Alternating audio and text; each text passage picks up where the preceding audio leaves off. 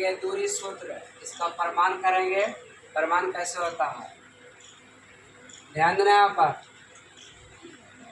हम लोग जानते हैं कि इसी समतल में इसको बोलते हैं वाई अक्ष और इसको बोलते हैं एक्स अक्ष। कोई दो बिंदु लेंगे, दूरी सूत्र कब के लिए होता है? किसी दो बिंदु के लिए। हम लोग मान लेते हैं ऐसे एक बिंदु का नाम ए है और एक बिंदु का नाम बी है। अब इसका कोई निर्देशांक मानते हैं, क्या इसको माने?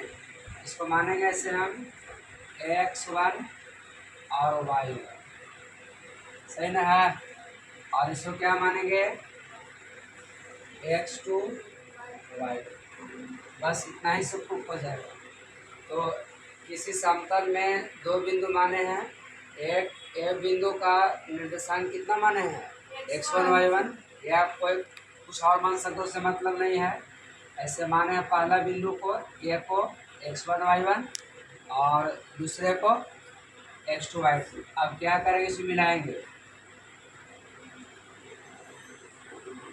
ऐसे मिला दिए और इसको ऐसे मिलाएंगे यहाँ से यहाँ। ठीक, तो बताओ यहाँ ध्यान देना। इसको जब यहाँ से मिला है तो इसका नाम दे देंगे, ए भी था सी नाम दे देंगे और यहाँ पर डी। तो हम लोग जानते हैं कि ई वाला जो है ये दूरी क्या कहलाएगा, वाई ना, और ये क्या कहलाएगा एक्स। निकालने का मतलब यहाँ से ई ऐसे है x1 y1 है, ये वाला क्या कहलाएगा हमको, ये कहलाएगा मेरा ऐसे y1 कहलाएगा। ठीक है, और यहाँ से है ना है ये वाला क्या कहलाएगा ऐसे। अब x1 किधर होगा, y2 और x2 किधर होगा, तो x1 क्या हमको होगा, x1 होगा यहाँ से देना है, तो यहाँ से x1 हमको, ये तो y1 हो गया, ये y2 हो गया। अब यहाँ पर अगर लिखेंगे हम लोग तो यहाँ से x1 दूरी कहाँ पर होगा, ऐसे सी से यहाँ मूल बिंदु ऐसे वो मान लेते हैं, और मूल बिंदु से ए जो होगा यहाँ से वो से सी तक क्या कहलाएगा, x1 कहलाएगा। और ये यहाँ y2 न है, x2 न है, तो यहाँ से d तक क्या कहलाएगा, x2 कहलाएगा। यहाँ से x1 है, ये वो से सी तक x1 कहलाएगा, और ये x2 है न है, तो यहाँ से यहाँ तक x2 कहलाएगा। तो बताओ यहाँ पर बीच में गैप बच रहा है। अगर ये कोई पूछेगा यहाँ से यहाँ तक x1 है और यहाँ से यहाँ तक क्या है x2 है, ये वाला दूरी कितना होगा, ये दूरी है नहीं, सी से डी तक का दूरी कितना होगा, तो यहाँ से यहाँ तक x2 है और यहाँ से यहाँ तक x1 है, तो ये पूरा x2 है और ये पूरा x1 है, तो ये घट जाएगा नहीं, x2 में से क्या जाएगा, x1 घट जाएगा। जैसे मान लेते हैं ये वाला दूरी कितना है, 8 मान लेंगे, आइए मान लेंगे 4, 8 में से 4 हटा तो कितना बचेगा, सी डी बचेगा ना। इसी को क्या करेंगे, आप सी डी का मान निकालना होगा, तो x2 में से x1 घटाएंगे, x2 में से x1। अब इसी प्रकार यहाँ ध्यान देना, अगर इसको ऐसे मिलाएंगे ये हो गया लंबवत बन जाएगा, यहाँ से क्या बन गया, एक समकोण त्रिभुज बन गया। ये क्या हो गया, लंब, ये आधार, एक कारण हो गया।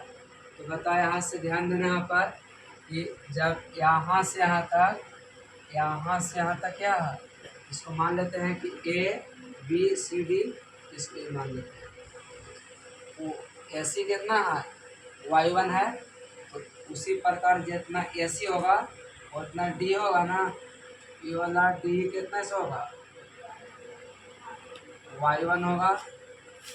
अब बताओ ये है कितना, ये बी डी कितना है, y2 है, डी वाला मान कितना आएगा, ये वाला डी हो गया y1 और बी डी हो गया y2, ये वाला का मान निकालना है।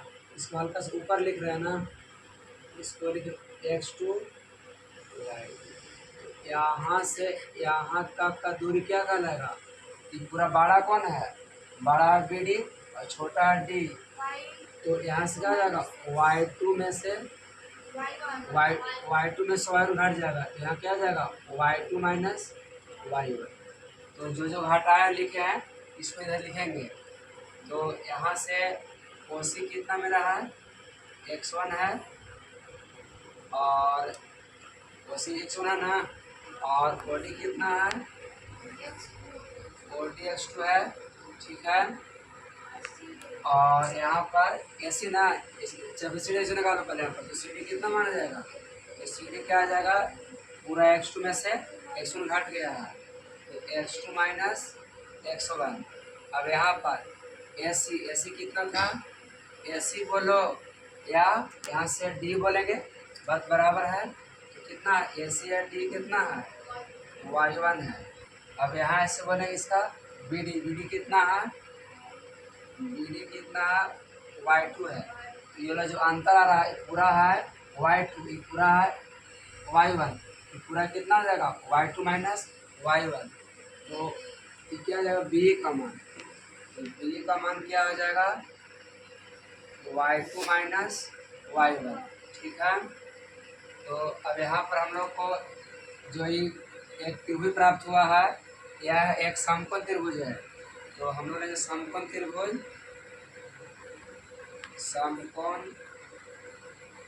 त्रिभुज का नाम क्या है, ABE में। और हम लोग जानते हैं कि समकोण त्रिभुज में कर्ण का स्क्वायर है ना, लंब का स्क्वायर और आधार के स्क्वायर के योग के बराबर होती है।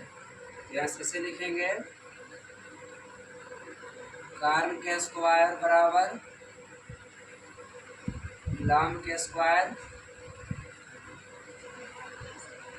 प्लस आधार के स्क्वायर, ठीक है। तो कर्ण कितना है, AB, यही दूरी अनुमानित है, तो कर्ण कितना यहाँ पर है, कर्ण है AB के स्क्वायर, और लंब कितना है, लंब है B ना, लंब B के स्क्वायर, और आधार कितना है, AE के स्क्वायर, AE के स्क्वायर। अब इसको मान रख देंगे, यहाँ पर मान रखते हैं, AB लिख देंगे, AB का स्क्वायर हो गया, और B का मान कितना है, पहले यहाँ पर क्या है, B ना, B कितना है, y2 माइनस y1 के स्क्वायर प्लस, उसके बाद क्या है, AE कितना है, AE है, ये नहीं होगा,